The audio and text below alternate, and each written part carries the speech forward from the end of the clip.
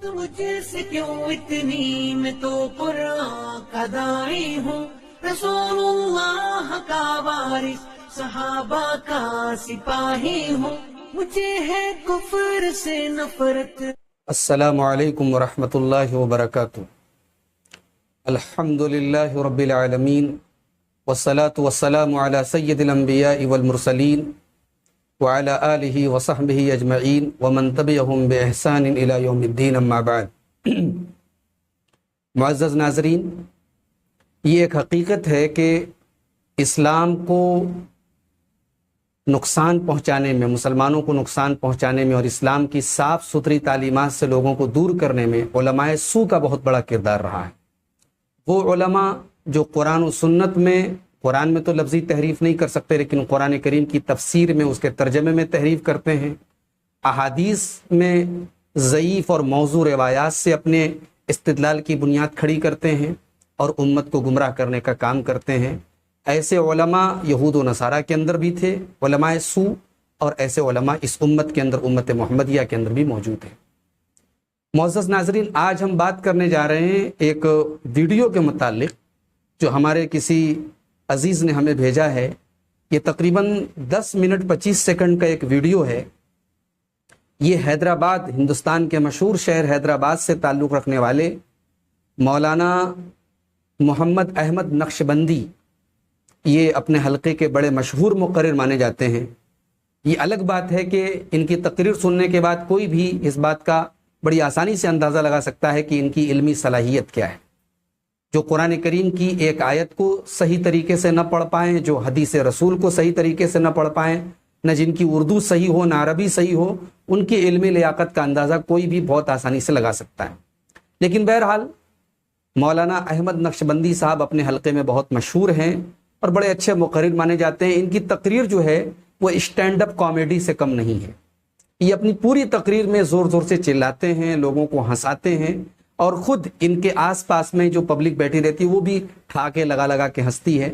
ہمیں نہیں معلوم کہ ایک کامیڈی اسٹیج اور ایک دینی اسٹیج میں جو فرق ہونا چاہیے، کیا احمد نقشبندی صاحب اس فرق کو محسوس نہیں کرتے، یا انہیں یا ان کے سننے والوں کو ان چیزوں میں کوئی حرج محسوس نہیں ہوتا۔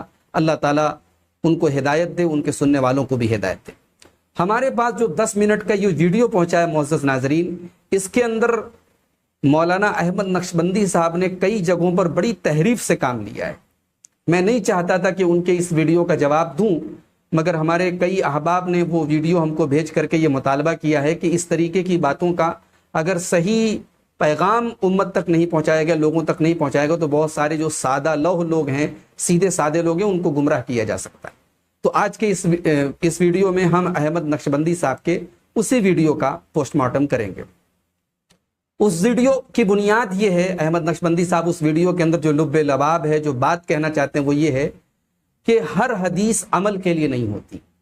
بہت ساری حدیثیں ہوتی ہیں جو اللہ کے رسول صلی اللہ علیہ وسلم کے لیے خاص تھیں یا ایک وقت تک کے لیے تھی، اب ہمیں ان پر عمل کرنے کی ضرورت نہیں ہے۔ ناظرین، اس سے کون انکار کر سکتا ہے؟ حدیث کس کو کہتے ہیں پہلے اس کو آپ سمجھ لیجیے۔ ہر وہ چیز جو اللہ کے رسول صلی اللہ علیہ وسلم سے روایت کی گئی ہو، چاہے وہ آپ صلی اللہ علیہ وسلم کا قول ہو، چاہے وہ آپ صلی اللہ علیہ وسلم کا عمل ہو، چاہے آپ صلی اللہ علیہ وسلم کے زمانے میں کوئی کام کیا گیا اور آپ نے اس کو برقرار رکھا، اس کو حدیث کہا جاتا ہے۔ حدیث میں بہت سارے واقعات کا بھی ذکر ہوتا ہے، حدیث میں اللہ کے رسول صلی اللہ علیہ وسلم کے معجزات کا بھی ذکر ہوتا ہے، حدیث میں اللہ کے رسول صلی اللہ علیہ وسلم کی سیرت کا بھی ذکر ہوتا ہے، آپ کی صورت کا بھی ذکر ہوتا ہے۔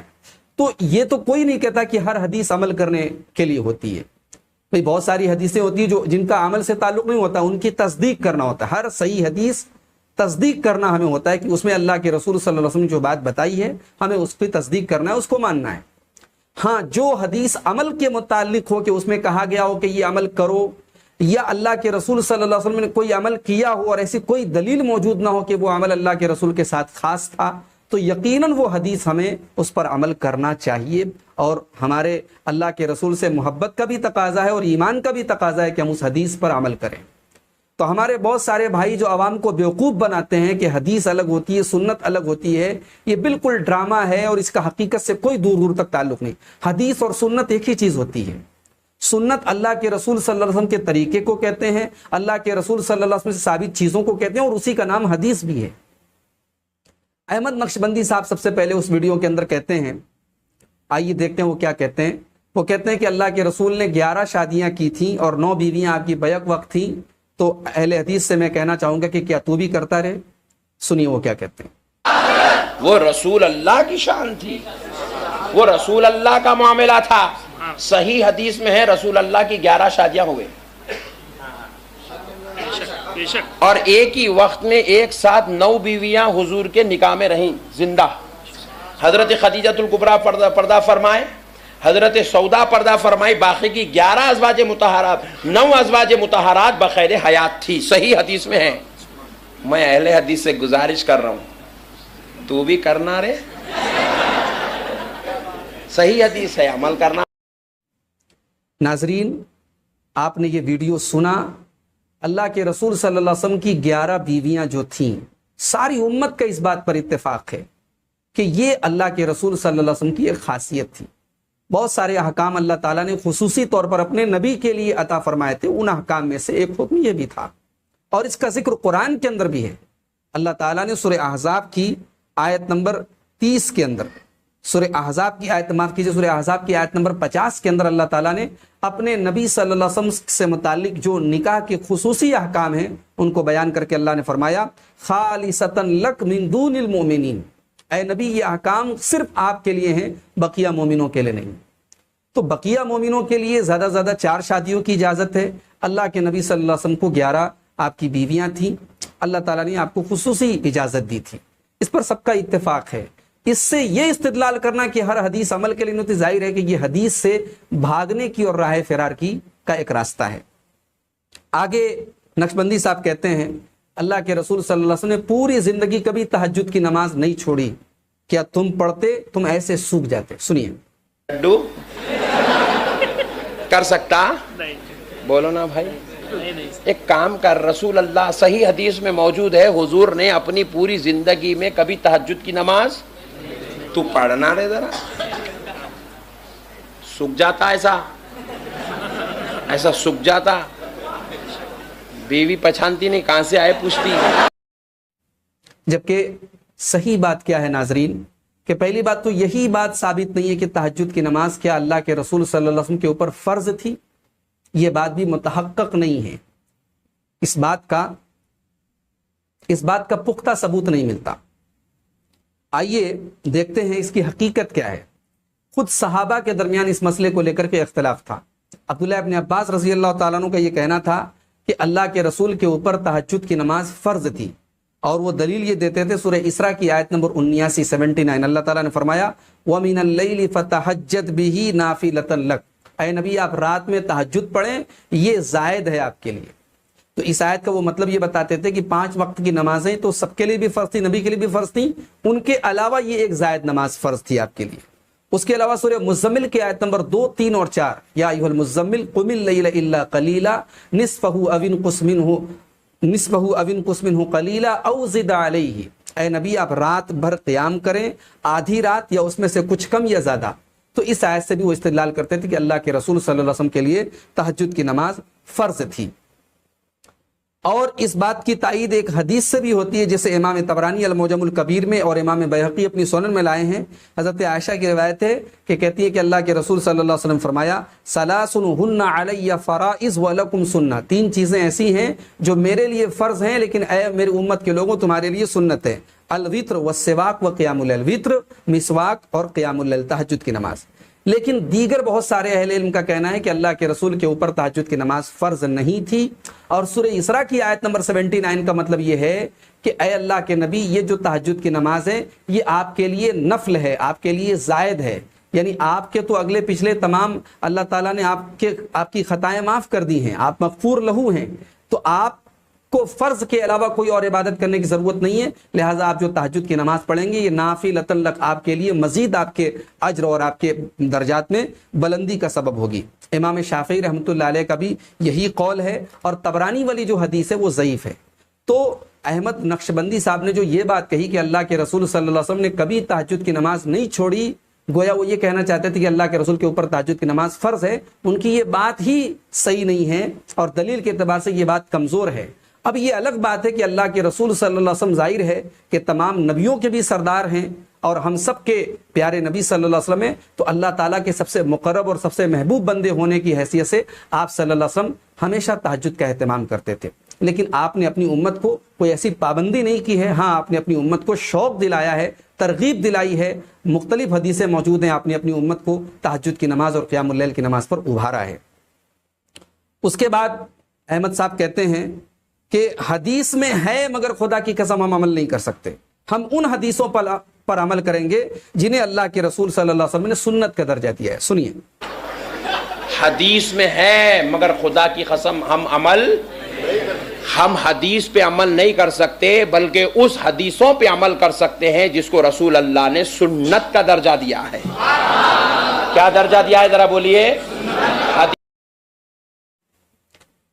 یہ جو احمد صاحب نے جو بات کہی حدیث اور سنت کے درمیان جو فرق انہوں نے کہا، یہ ان کا خود ساختہ ہے، یہ ان کا فرضی فرق ہے، اور ہم جس معنی میں حدیث کو لیتے ہیں وہی سنت کا بھی وہی معنی ہے، دونوں کے درمیان کوئی فرق نہیں۔ اس کے بعد احمد صاحب ایک عجیب و غریب تقسیم حدیث کی پیش کرتے ہیں کہ حدیث دو طرح کی ہوتی ہے، ایک حدیث سنت اور ایک حدیث حکمت۔ سنیے، ناس کے لیے حدیث کی دو قسمیں ہیں، ایک ہوتی ہے حدیث حکمت، پوائنٹ نوٹ کرو، ایک ہوتی ہے حدیث اور ایک ہوتی ہے حدیث سنت، ذرا زور سے بولو، حدیث سنت، اور ایک ہوتی ہے حدیث حکمت۔ احمد صاحب اللہ کے واسطے لوگوں کو گمراہ کرنا بند کر دیجیے۔ یہ جو آپ نے دو تقسیم کی ہے کہ ایک حدیث حدیث سنت ہوتی ہے، ایک حدیث حدیث حکمت ہوتی ہے، جاہلانہ تقسیم ہے، اور 1400 سال سے لے کر اللہ کے رسول صلی اللہ علیہ وسلم کے بعد صحابہ سے لے کر آج تک ان 1400 سالوں میں کسی نے بھی حدیث کی ایسی تفریق نہیں کی ہے۔ محترم ناظرین، اصول حدیث کی کوئی بھی کتاب آپ اٹھا کے دیکھ لیں، ایسی کوئی جو ہے آپ کو تقسیم نہیں ملے گی کہ ایک حدیث حدیث سنت ہوتی ہے، ایک حدیث حدیث حکمت ہوتی ہے۔ ہاں یہ ضرور ہے کہ بہت سارے معاملات ہیں، بہت سارے اعمال ہیں جو اللہ کے رسول صلی اللہ علیہ وسلم کے ساتھ خاص تھے۔ ایسا کوئی عمل ہوتا تھا تو کوئی اللہ کے رسول صلی اللہ علیہ وسلم بتا دیتے تھے کہ یہ چیز میرے لیے خاص ہے، یا علماء کا اس بات پر اتفاق ہے کہ یہ چیز اللہ کے رسول کے ساتھ ہے۔ میں دو تین اس کی مثالیں آپ کے سامنے پیش کر دیتا ہوں۔ جیسے اللہ کے رسول صلی اللہ علیہ وسلم کبھی کبھی صوم وصال رکھتے تھے، یعنی ایک ساتھ دو روزے ملا کر کے رکھتے تھے، بیچ میں افطار نہیں، سحری نہیں، ایک سحری کیا پھر رات بھر بھی بھوکے رہے آپ، پھر اگلے دن کا بھی روزہ آپ نے اس میں ملا دیا، دو روزوں کو مرج کر دیا، ملا دیا، اس کو صوم وصال کہا جاتا تھا۔ اللہ کے رسول صلی اللہ علیہ وسلم کبھی کبھی یہ صوم وصال رکھتے تھے، لیکن آپ نے اپنی امت کو منع کیا۔ صحیح بخاری کی 1922 اور صحیح مسلم کی 1102 نمبر کی روایت ہے، حضرت عبداللہ ابن مسعود رضی اللہ عنہ کہتے ہیں کہ اللہ کے نبی صلی اللہ علیہ وسلم نے صوم وصال رکھا تو لوگوں نے بھی صوم وصال رکھا، تو لوگوں کو پریشانی لاحق ہو گئی، تو لوگوں نے اللہ کے رسول نے لوگوں کو منع کیا، تو لوگوں نے کہا کہ انک تواصل، اے اللہ کے نبی آپ تو ایسا روزہ رکھتے ہیں، تو پیارے رسول صلی اللہ علیہ وسلم فرمایا لست کہیئتکم، میں تمہاری طرح نہیں ہوں، میرا معاملہ تمہارے جیسا نہیں ہے، انی اظل اطعم و اسقا، مجھے کھلایا اور پلایا جاتا ہے، یعنی اللہ کی طرف سے مجھے بھوک اور پیاس کا احساس نہیں ہوتا، میں ایسا روزہ رکھ سکتا ہوں، تم مت رکھو۔ تو ظاہر ہے کہ یہ اللہ کے رسول کے ساتھ ایک خاص معاملہ تھا، اور پیارے نبی صلی اللہ علیہ وسلم نے اس کی وضاحت کر دی۔ ایسی ایک اور مثال دیکھیے، کبھی کبھی اللہ کے رسول صلی اللہ علیہ وسلم تہجد کی نماز پڑھنے کے بعد تھوڑی دیر آرام کرتے تھے، پھر اٹھ کر وتر کی نماز پڑھتے تھے۔ تو اما عائشہ نے ایک مرتبہ پوچھا کہ تنام قبل ان توتر، اے اللہ کے رسول آپ وتر کی نماز کے پہلے تھوڑی دیر سوتے ہیں اور پھر وتر پڑھ لیتے، وضو نہیں کرتے؟ تو پیارے نبی صلی اللہ علیہ وسلم نے فرمایا تنام عینی ولا ینام قلبی، میری آنکھیں سوتی ہیں لیکن دل نہیں سوتا۔ یہ صحیح بخاری کی 3569 اور صحیح مسلم کی 738 نمبر کی روایت ہے۔ اسی طریقے سے پیارے نبی صلی اللہ علیہ وسلم جب نماز کھڑی ہوتی تھی، صفیں جب سیدھی کرنے لگتے تھے تو آپ اپنے صحابہ سے کہتے تھے صفیں سیدھی کر لو، میں اپنے پیچھے بھی دیکھتا ہوں۔ اللہ کے نبی فرماتے تھے اقیم الصفوف فانی اراکم خلف ظہری، اپنی صفیں سیدھی کر لو کیونکہ میں اپنی پیٹھ کے پیچھے بھی دیکھتا ہوں۔ یہ صحیح بخاری کی 718 اور صحیح مسلم کی 425 نمبر کی روایت ہے۔ تو یہ وہ چیزیں ہیں جو اللہ کے رسول کے ساتھ خاص تھیں، ان کی وضاحت حدیثوں کے اندر ہے، یا امت کا ان کے اوپر اتفاق ہے کہ یہ چیزیں اللہ کے رسول کے ساتھ خاص تھیں۔ جس چیز کے بارے میں ایسی دلیل موجود نہ ہو کہ وہ اللہ کے رسول کے ساتھ خاص ہے اور اللہ کے رسول نے کیا ہو، تو ہمیں اور آپ کو بھی وہ کام کرنا ہے۔ یہ بھاگنے والا طریقہ ہے، حدیث سے جان چھوڑانے کا طریقہ ہے کہ ہم فرضی تقسیم کر دیں کہ ایک حدیث حدیث سنت ہوتی ہے اور ایک حدیث حدیث حکمت ہوتی ہے۔ اس کے بعد کہتے ہیں احمد صاحب کہ پیٹ پر پتھر باندھنا یہ رسول اللہ کی سنت حکمت ہے. سنیے سنت اور ایک ہوتی ہے حدیث حکمت. حدیث حکمت کیا ہے ذرا غور کر کے دیکھو. رسول پاک صلی اللہ تعالی علیہ وآلہ وسلم نے اپنے پیٹ پہ پتھر باندھا تھا, یہ حکمت ہے. کیا ہے ذرا بولو. پاشا صاحب, احمد پاشا احمد نقشبندی صاحب, آپ جیسے شکم پرور اور پیٹو قسم کے مولوی ضرور اللہ کے رسول صلی اللہ علیہ وسلم کی اس سنت کے بارے میں کہیں گے کہ یہ سنت حکمت تھی, مگر آپ یاد رکھیں کہ اللہ کے رسول صلی اللہ علیہ وسلم جب نازک حالات آئے, مشکل حالات آئے, آپ نے بھی پیٹ پر پتھر باندھا اور صحابہ نے بھی پتھر باندھا, اور آگے بھی امت کے افراد پر اگر ایسے حالات آئیں, دین کے لیے قربانی دینے کا موقع آئے, تو پیٹ پر پتھر باندھنا یہ سب کے لیے حالات کے حساب سے ضروری ہو جائے گا. یہ الگ بات ہے کہ آپ جیسے لوگ اس کی ہمت نہیں کر سکتے اور اس کو سنت حدیث حکمت بتا کر کے اس سے اپنی جان چھڑا لیں گے. اس کے بعد احمد صاحب کہتے ہیں کہ رسول اللہ صلی اللہ علیہ وسلم نے رفع دین کیا تھا, لیکن یہ حدیث حکمت ہے, حدیث میں ہے مگر حکمت ہے. رسول اللہ صلی اللہ علیہ وسلم نے قاعدہ میں بیٹھ کر سبابہ کیا تھا, مگر یہ حکمت ہے. یہ حکمت ہے. کیا ہے ذرا بولو. رسول اللہ صلی اللہ علیہ وسلم نے رفع دین کیا تھا, یہ حدیث میں ہے مگر یہ حکمت ہے. کیا ہے بولو. حکمت ہے. رسول اللہ صلی اللہ علیہ وسلم نے قاعدے میں بیٹھ کر سبابہ کیا تھا, ہم کو انکار نہیں ہے, حدیث میں موجود ہے مگر یہ حکمت. عجیب و غریب منطق ہے احمد صاحب آپ کی, عجیب و غریب منطق ہے. اللہ کے رسول صلی اللہ علیہ وسلم کی رفع دین کی حدیث 50 صحابہ نے روایت کیا. خود اللہ کے رسول نے اپنی زندگی کے آخری ایام تک رفع دین کیا. آپ کے بعد صحابہ جب نبی کی نماز کا طریقہ بیان کرتے تھے, رفع دین نقل کرتے تھے, اور آپ اس کو حدیث حکمت بتا کر کے اس سے جان چھڑا رہے ہیں. آپ نے کہا کہ یہ سبابہ جو کیا, سبابہ کیا نہیں جاتا, سبابہ اس انگلی کا نام ہے. سبابہ کو حرکت دیا یا سبابہ سے اشارہ کیا. اللہ کے رسول صلی اللہ علیہ وسلم سے دونوں چیزیں ثابت ہیں. آپ نے سبابہ سے اشارہ بھی کیا ہے اور آپ سبابہ کو حرکت بھی دیتے تھے, دونوں صحیح روایتوں کے اندر موجود ہے. آپ نے کہا کہ یہ بھی حدیث حکمت ہے. عجیب و غریب حدیث سے جان چھوڑانے کا یہ راستہ آپ نے تلاش کیا ہے احمد نقشبندی صاحب. اللہ آپ کو ہدایت دے اور آپ کے ماننے والوں کو ہدایت دے. ارے آپ کو حدیث نہیں ماننا ہے, صاف بول دو ہمیں حدیث نہیں ماننا, ہمیں حدیث پر عمل نہیں کرنا, ہمیں ہمارے امام کا قول حجت ہے, ہم اپنے امام کی بات مانیں گے. آپ پیچھا کیوں چھوڑا رہے ہیں؟ آپ حدیث رسول کی تعویل کیوں کر رہے ہیں؟ آپ غلط من گھڑت تقسیم کیوں کر رہے ہیں حدیث کی؟ اس کے بعد کہتے ہیں کہ رسول اللہ کے زمانے میں منافقین بھی نماز پڑھتے تھے اور واقعہ معراج کے پہلے جو ہے وہ مسجدوں میں آیا کرتے تھے. ان کو پکڑنے کے لیے کوئی قاعدہ نہیں تھا, مگر صحابہ اور رسول جانتے تھے یہ منافق ہے. اس کے بعد کہتے ہیں ہمارے پاس بھی کوئی قاعدہ نہیں, ہماری مسجد میں بھی لوگ آ جاتے ہیں اور ہم ان کو بھگاتے ہیں, لیکن وہ بھاگتے نہیں ہیں تو ہمیں سلام پڑھنا پڑتا ہے. ہم سلام پڑھتے ہیں تو بھاگ جاتے ہیں, ہم فاتحہ پڑھتے ہیں تو بھاگ جاتے ہیں. بولے ان کو بھگانے کا طریقہ فاتحہ. سنیے تو دیکھو حضور کے زمانے میں کیا ہوا تھا, منافقین بھی نماز پڑھنے کو آتے تھے, کیونکہ ان لوگ نماز کا حکم آنے سے پہلے, معراج سے پہلے, معجزہ معراج سے پہلے انہوں اپنے آپ کو بولے تھے میں مسلمان ہوں, میں مومن ہوں, میں مسلمان ہوں, میں مومن ہوں بول کے مسجدوں میں گھس گئے تھے, صحابہ کے بیچ میں گھس گئے تھے, رسول اللہ کی مجلس میں گھس گئے تھے. ان کو پکڑنے کے لیے پرٹیکولر کوئی قاعدہ اور قانون اس زمانے میں نہیں تھا, مگر صحابہ بھی جانتے تھے منافق ہے, رسول اللہ بھی جانتے تھے منافق ہے, مکاری کر رہا, مگر کوئی قاعدہ نہیں بنایا گیا تھا ان کو باہر نکالنے کے لیے. اب اپنے پاس بھی آتے نا بھائی, مسجد کو آتے, نماز پڑھتے, اپنے پاس کوئی قاعدہ نہیں ہے تو کو باہر نکالنے کے لیے ہے, جان دو وہی بول کے خاموش بیٹھے ہوئے. مگر کب نکلتا انہیں باہر, الفاتحہ, اب نکلنا. دیکھو یہ قاعدہ بنا. لوگ میرے کو پوچھے مول صاحب فاتحہ کہیں کو دیتے, مولا تیرے کو مسجد سے باہر نکالنے کے واسطے دیتے. مول صاحب سلام کہیں کو پڑھتے, تو میں بولا اچھے میں, برے میں, عاشق میں, منافق میں فرق کرنے کے واسطے سلام پڑھتے. احمد نقشبندی صاحب, اگر آپ کی مسجدوں میں بدعت و خرافات دیکھ کر کے اہل حدیث بھاگتا ہے تو یہ بھاگنا بھی صحابہ کی سنت ہے. سنن دارمی کی 210 نمبر کی روایت ہے, حضرت عبداللہ ابن مسعود رضی اللہ تعالیٰ عنہ کو پتہ لگا کہ فلاں مسجد میں لوگ بیٹھ کر کے اجتماعی طور پر حلقہ بنا کر کے ذکر کر رہے ہیں. ایک آدمی بیچ میں بیٹھا ہے اور لوگ گھیر کر کے بیٹھے ہیں, وہ کہتا ہے تسبیح پڑھو, سب لوگ تسبیح پڑھ رہے ہیں, وہ کہتا ہے اللہ اکبر کو, سب لوگ اللہ اکبر کہہ رہے ہیں, سب کے آگے کنکریاں رکھی ہوئی ہیں, کنکریوں کو گن گن کر وہ تسبیح پڑھ رہے ہیں. حضرت عبداللہ ابن مسعود رضی اللہ تعالیٰ عنہ نے ڈانٹا ان لوگوں کو اور کہا کہ ابھی رسول کے کپڑے پرانے نہیں ہوئے, ابھی رسول کے برتن نہیں ٹوٹے اور تم نے دین کے اندر بدعات و خرافات پیدا کرنا شروع کر دیا. اللہ کے رسول کے ایک جلیل القدر صحابی عبداللہ بن مسعود, انہوں نے ڈانٹا, پھٹکارا اور کہا کہ اللہ کے رسول کا طریقہ, یا تو اللہ کے رسول کا طریقہ زیادہ صحیح ہے, تم لوگوں کا طریقہ زیادہ صحیح, اب تم لوگ سمجھ لو. ان لوگوں نے کہا ہمارا مقصد اچھا ہے. عبداللہ بن مسعود نے کہا کم من مرید للخیر, کتنے لوگ ہیں جن کا مقصد اچھا ہوتا ہے مگر وہ اچھائی تک پہنچ نہیں پاتے. اور اتنا کہنے کے بعد وہاں سے پلٹ کر کے چلے گئے. تو بدعات اور خرافات دیکھ کر کے مسجد سے چلے جانا.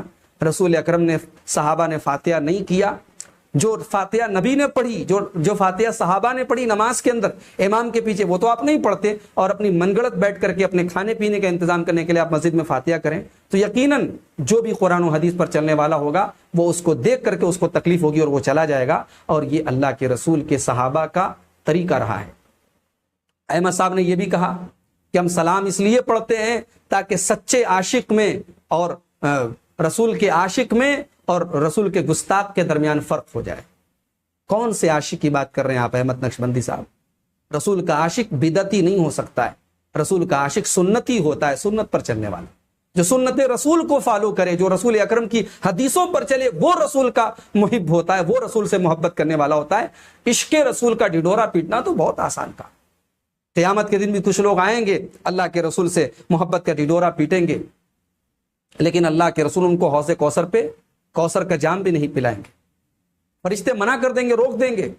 اور اللہ کے رسول کو جب پتہ چلے گا یہ بدعتی لوگ ہیں, اللہ کے رسول بڑے غصے میں فرمائیں گے سحقن سحقن لمن غیر بعدی, جنہوں نے میرے دین کو بدل ڈالا انہیں میرے سامنے سے لے کے چلے جاؤ, انہیں گھسیٹ کر کے جہنم میں لے کے جاؤ. یہ صحیح بخاری کی 6584 اور صحیح مسلم کی 249 نمبر کی روایت. تو احمد نقشبندی صاحب, بدعات اور خرافات دیکھ کر کے مسجد سے چلے جانا یہ صحابہ کا طریقہ ہے, یہ نبی کا طریقہ ہے. اس کے بعد احمد صاحب کیا کہتے ہیں, رفع دین کی ایک بڑی عجیب و غریب تعویل کرتے ہیں, سنیے. منافقوں کو بڑی تکلیف ہوئی کہ ہم ان کے خدا کو سجدہ کر رہے ہیں, ہماری منافقت کا, شرارت کا ہم کو موقع نہیں مل رہا ہے, ہم رکوع میں جا کر مجبوراً جو ہے ان کے رب کو رکوع کرنا پڑ رہا ہے. حقیقت میں وہ منافقین اللہ کی وحدانیت اور رسول پاک علیہ السلام کی رسالت کو دل سے نہیں مان رہے تھے. تو ان لوگوں نے کیا کیا, اپنی شرارت کے اظہار کے لیے اپنی بغلوں میں بتاں رکھ کے آنے لگے. کیا کرنے لگے بغلوں میں؟ ذرا زور سے بولو, بغلوں میں بتاں رکھ کے آنے لگے. جائے بغلوں میں بتاں رکھ کے لاتے تھے, قیدے میں ٹھہرتے تھے, رکوع میں ٹھہرتے تھے, قومے میں رہتے تھے, سجدے میں جا کے ہلو بغل میں سے نکال کے سامنے رکھ کے بت کو سجدہ کر لیتے تھے. بولے ٹینشن ختم. صحابہ کو معلوم ہے کہ ہم مسلمان ہیں, سجدے کو معلوم ہے کہ ہم کافر ہیں. یہ لوگ بھی ایسے کر رہے ہیں. اللہ اکبر, انا للہ و انا الیہ راجعون. کتنے دنوں تک رفع دین نہ کرنے کے متعلق آپ لوگ یہ جھوٹ بولتے رہیں گے احمد نقشبندی صاحب, کہ رفع دین اس لیے ہوتا تھا کہ منافق بت لے کر کے آتے تھے, ان کی بغلوں میں بت ہوتے تھے, وہ بت گر جائیں. یہ بناوٹی کہانی کتنے دنوں تک آپ اپنی بے وقوف عوام کو سنائیں گے؟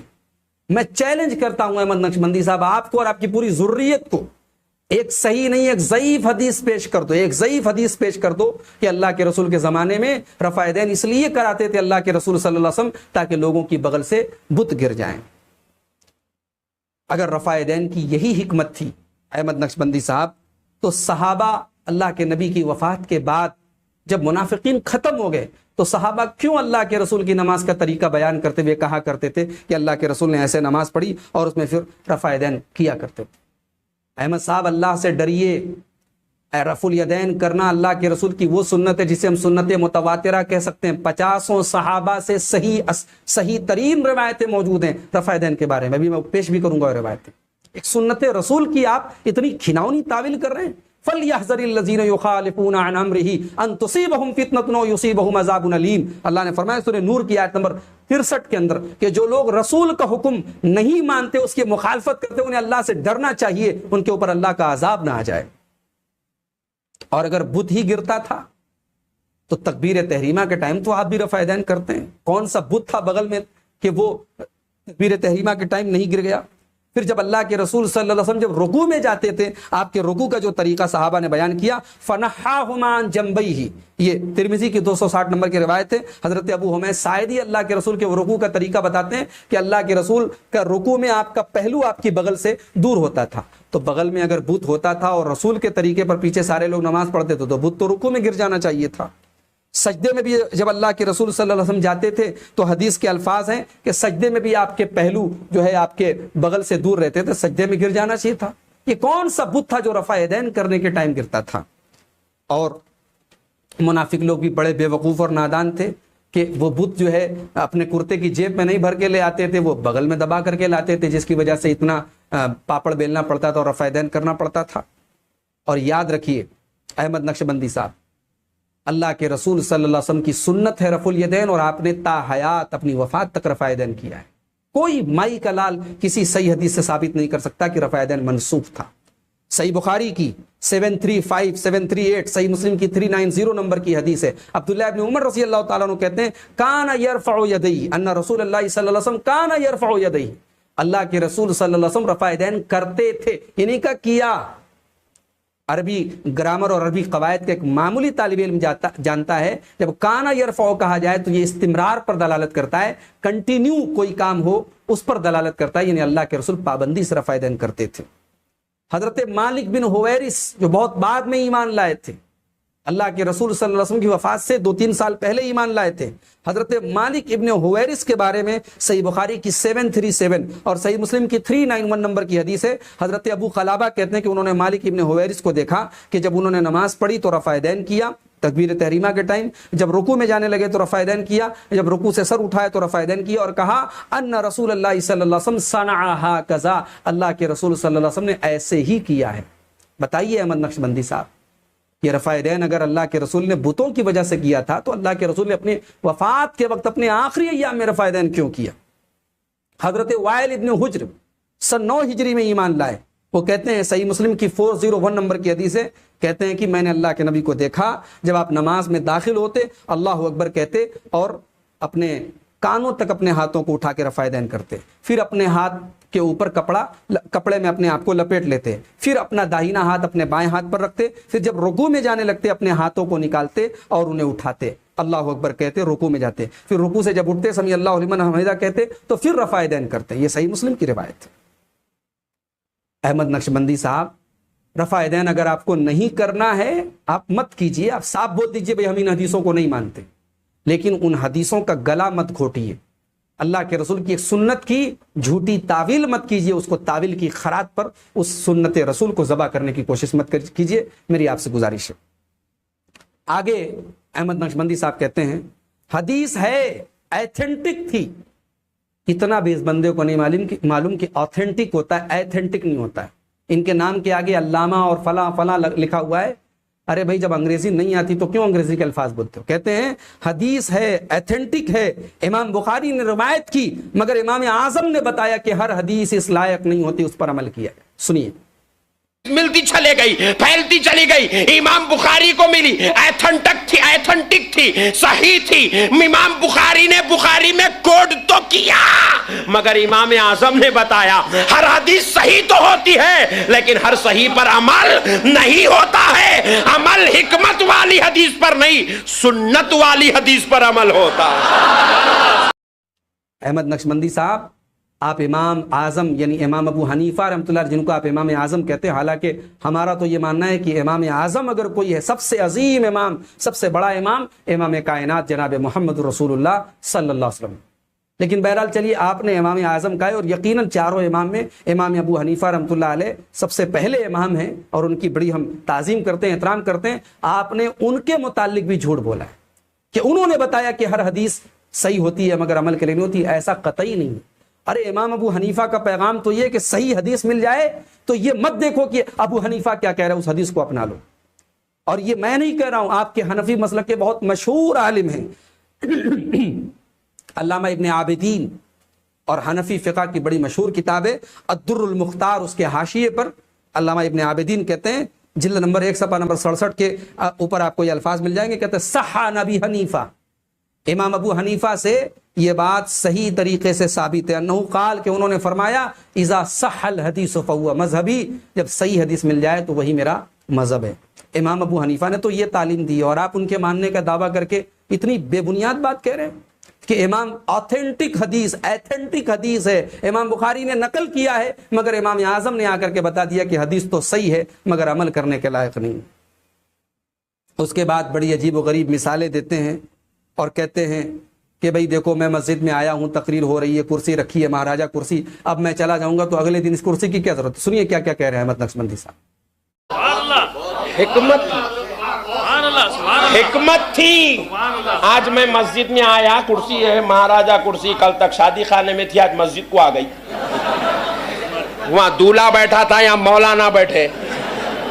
اب آپ بولیں گے ارے کیا یار ہو، مسجد میں کل کرسی دیکھا تھا آج نہیں دکھ رہی، بلکہ کل بولے تو صدر صاحب آپ کو مارتے، دیوانہ ہوگا کیا؟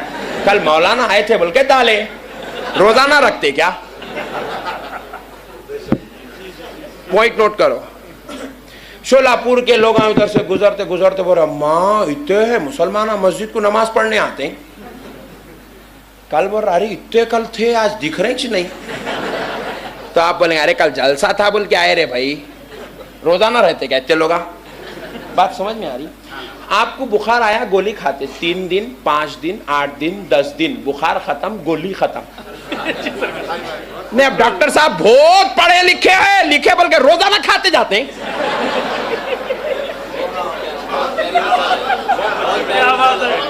بخار ختم گولی ختم۔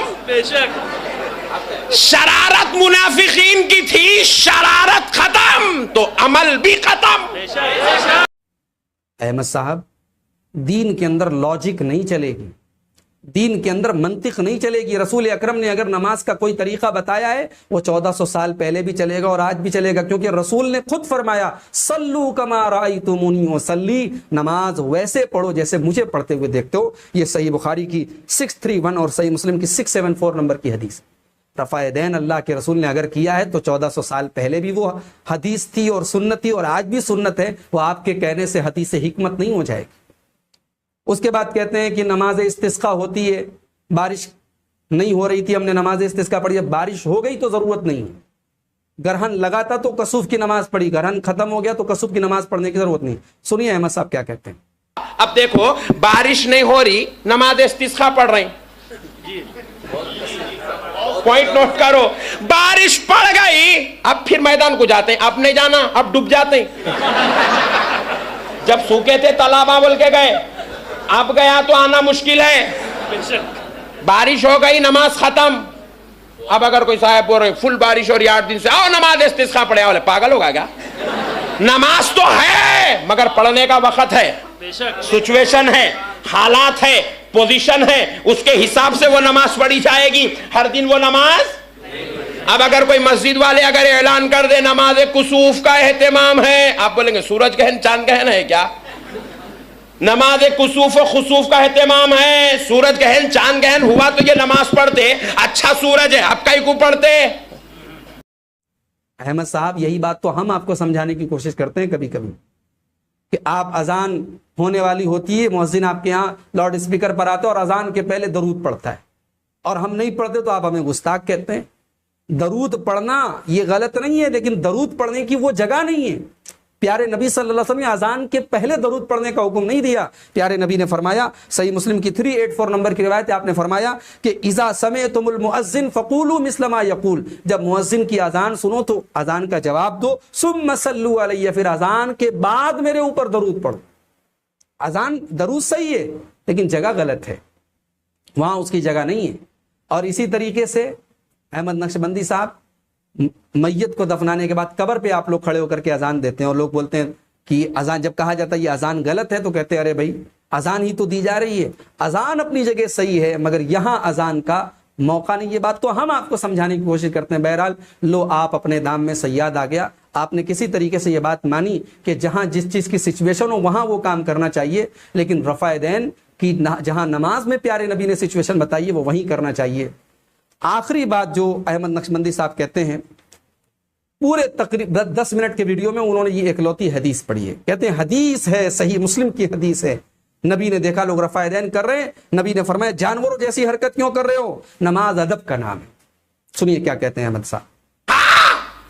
صحیح مسلم شریف کی حدیث ہے، نوٹ کرو، صحیح مسلم شریف کی حدیث ہے، رسول اللہ ایک ایسی مجلس پر پہنچے جہاں پر صحابہ رفع یدین کر رہے تھے، کیونکہ یہ وہ صحابہ تھے جو رفع یدین کا دور رسول اللہ کا دیکھے تھے، تو ویسے ہی طریقے کے مطابق نماز پڑھ رہے تھے، ویسے ہی طریقے کے مطابق نماز پڑھ رہے تھے، بار بار رفع یدین کر رہے تھے، ہاتھوں کو کندھوں تک اٹھا رہے تھے، تو رسول اللہ نے جلال میں خطاب فرمایا، صحابیوں یہ جانوروں جیسی حرکتیں کیوں کر رہے ہو؟ صحیح مسلم کی حدیث ہے، رسول اللہ نے کہا صحابیوں یہ جانوروں جیسی حرکت کیوں کر رہے ہو؟ نماز تو ادب کا نام ہے، نہیں؟ احمد نقشبندی صاحب، حدیث کیا ہوتی ہے اور صحیح مسلم کی حدیث ہے تو الحمدللہ آپ سے بہتر اس حدیث کو ہم نے پڑھا ہے اور جانتے ہیں۔ آئیے وہ حدیث آپ کو پڑھ کے سنا دیتے ہیں۔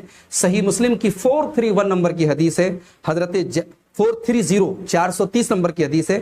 حضرت جابر بن سمرہ کہتے ہیں کہ ایک دن اللہ کے رسول صلی اللہ علیہ وسلم ہماری طرف نکلے تو آپ نے دیکھ کر کے فرمایا، مالی اراکم رافعی ایدیکم کانہا اذناب خیل شمس، کیا بات ہے کہ میں تمہیں دیکھتا ہوں کہ تم اپنے ہاتھوں کو ایسے اٹھائے ہوئے ہو جیسے سرکش گھوڑے کی دم ہو، اسکنوا فی الصلاۃ، نماز میں سکون کے ساتھ رہا کرو۔ یہ حدیث ہے صحیح مسلم کی 430 نمبر کی، جس کو بنیاد بنا کر کے ہمارے احمد نقشبندی صاحب یہ چاہتے ہیں کہ رفع یدین نہ کیا جائے۔ لیکن اس حدیث میں کون سے رفع یدین کی بات ہو رہی ہے، اس کی میں 2 دلیلیں آپ کو دوں گا۔ پہلی دلیل، اسی حدیث کے جسٹ بعد، یہ 430 نمبر کی حدیث ہے، اس کے جسٹ بعد 431 نمبر کی جو حدیث ہے صحیح مسلم میں وہ آپ دیکھیں، اور جابر بن سمرہ کی ہی حدیث ہے۔ وہ کہتے ہیں کہ جب ہم لوگ اللہ کے رسول کے ساتھ نماز پڑھتے تھے اور السلام علیکم ورحمۃ اللہ کہتے تھے، السلام علیکم ورحمۃ اللہ کہتے تھے، تو اشار بیدہ الی الجانبین، تو اپنے ہاتھوں سے انہوں نے دونوں طرف اشارہ کیا کہ ہم دونوں طرف سلام پھیرنے کے ٹائم دائیں بائیں اشارہ کرتے تھے۔ تو پیارے نبی نے جب یہ دیکھا تو آپ نے پوچھا، علامات تُومِئُونَ بِأَیْدِیکُم، یہ اپنے ہاتھوں سے اشارہ کیوں کرتے ہو؟ کأنہا اذناب خیل شمس، اس طریقے سے اشارہ کرتے ہو جیسے سرکش گھوڑے کی دم ہے۔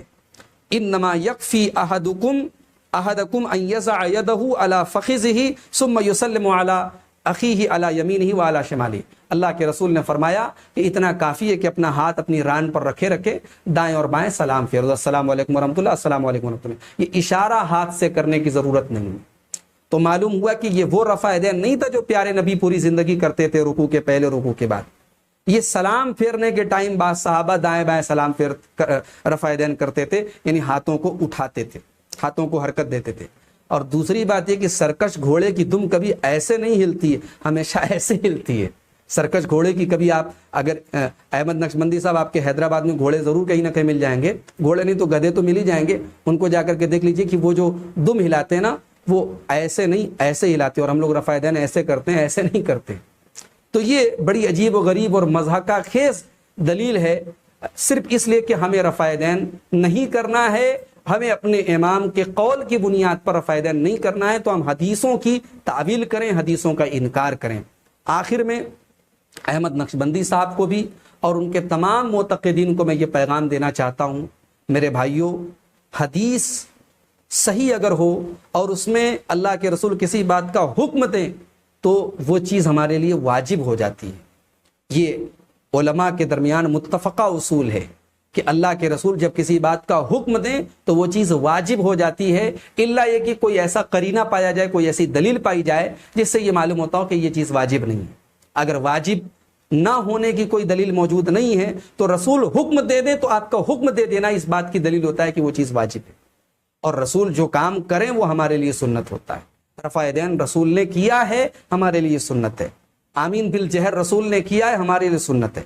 سبابہ کو رسول نے حرکت دی، ہمارے لیے سنت ہے۔ اور احمد نقشبندی صاحب اپنے سبابہ کا ذکر کیا ہے، آپ کے یہاں جو عمل رائج ہے کہ اشہد اللہ پر اٹھاؤ اور الا اللہ پر انگلی کو گرا دو، میں پورے طور پر اور پوری بصیرت کے ساتھ آپ کو چیلنج دیتا ہوں، ایک صحیح نہیں، ایک ضعیف حدیث پیش کر دیں، آپ ایک ضعیف حدیث پیش کر دیں کہ اشہد اللہ پر نبی نے انگلی اٹھائی اور الا اللہ پر گرائی، نہیں، کوئی ثبوت نہیں دے سکتے آپ۔ لیکن میں آپ کو دلیلیں دے سکتا ہوں، ابو داؤد کی، ابن ماجہ کی، ترمذی وغیرہ کی صحیح روایت ہے اللہ کے پیارے رسول صلی اللہ علیہ وسلم نے سبابہ سے اشارہ کیا ہے، اور اشارے میں مطلق اشارے کا ذکر ہے، پورے تشہد میں آپ نے اشارہ کیا ہے۔ اور آپ جب دعا کرتے تھے، جب دعا آتی تھی تشہد میں، تو آپ اس انگلی کو حرکت دیتے تھے، حرکت کے ذریعے آپ دعا کرتے تھے۔ تو محترم ناظرین، یہی میرا پیغام ہے کہ یہ جو ہوا بنایا جاتا ہے کہ ہر حدیث عمل کے لیے نہیں ہوتی، اگر حدیث صحیح ہو اور اس میں عمل کے تعلق سے بات ہو، اس لیے کہ ہر حدیث میں عمل کے تعلق سے بات نہیں ہوتی، بعض حدیثیں ہوتی ہیں جن میں واقعات ہوتے ہیں، بعض حدیثوں میں معجزات ہوتے ہیں، بعض حدیثوں میں اللہ کے رسول کی سیرت اور صورت اور آپ کا حلیہ ذکر کیا جاتا ہے، بعض حدیثوں میں ایسی چیزیں ذکر ہوتی ہیں جو اللہ کے رسول کے ساتھ خاص ہیں، تو یقیناً ان پر ہمیں عمل کرنے کی ضرورت نہیں، لیکن جن میں اللہ کے رسول کی عام باتیں ہوں، آپ کا حکم ہو یا آپ کا فعل ہو، تو ہمیں ان پر عمل کرنا ہے، ایک مسلمان ہونے کے ناطے بھی، اور پیارے نبی صلی اللہ علیہ وسلم سے محبت کا دعویٰ اگر ہم کرتے ہیں تو اس دعوے کے ناطے بھی۔ اللہ سے دعا ہے رب العالمین ہم سب کو پیارے نبی کی سنت پر تا حیات چلنے کی توفیق عطا فرمائے، جب تک دنیا میں زندہ رکھے، اسلام اور ایمان پر زندہ رکھے، اور ہمارا خاتمہ توحید پر ہو۔ آمین۔ وآخر دعوانا ان الحمد للہ رب العالمین۔